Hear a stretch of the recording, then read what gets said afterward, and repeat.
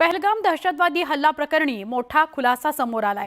गुप्तचर यंत्रणांच्या माहितीनुसार हल्ल्याचा मास्टरमाइंड हाशिम मुसा हा गेल्या काही वर्षात काश्मीरमधील 6 मोठ्या दहशतवादी हल्ल्यांमध्ये सहभागी होता। त्यामुळे जम्मू काश्मीर पोलिसांनी त्याच्यावर 20 लाखांचं बक्षीस जाहीर केलेलं आहे। हाशिम मुसा ऑक्टोबर 2024 मध्ये गांदरबलमधील गगनगीर हल्ल्यामध्ये सहभागी होता, ज्यामध्ये 6 नागरिकांसह एका डॉक्टरचाही मृत्यू झाला होता। त्याचं नाव बारामुल्लाच्या बुटापथरी या हल्ल्यातही समोर आलं, जिथे 2 जवान आणि 2 पोर्टर्स शहीद झाले होते।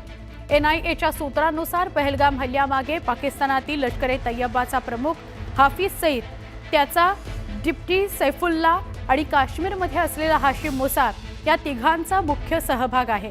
या तिघांनी मिळूनच या हल्ल्याचा कट रचला अशी माहिती मिळते।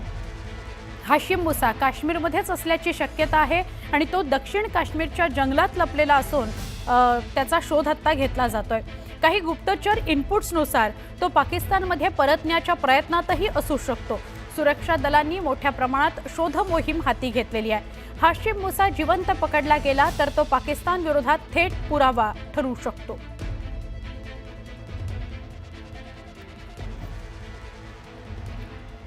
पहलगाम हल्ल्यामागे हाशिम मुसाचा हात होता।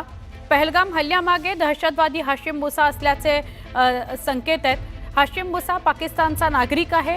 हाशिम मुसा स्पेशल फोर्सेसचा माजी पॅरा कमांडो राहिलेला आहे। विशेष प्रशिक्षणानंतर मुसा लष्कर-ए-तैयबासोबत सक्रिय झाला। हाशिम मुसा पहलगाम हल्ल्याच्या टीमचा म्होरक्या आहे। हल्ला प्रशिक्षणासह किट पुरवणाऱ्या टीममध्ये मुसाचा सहभाग आहे। काश्मीरमध्ये भारतीय विदेशी पर्यटक, सुरक्षा दल यांच्यावर हल्ल्याचे मुसाकडून आदेश होते।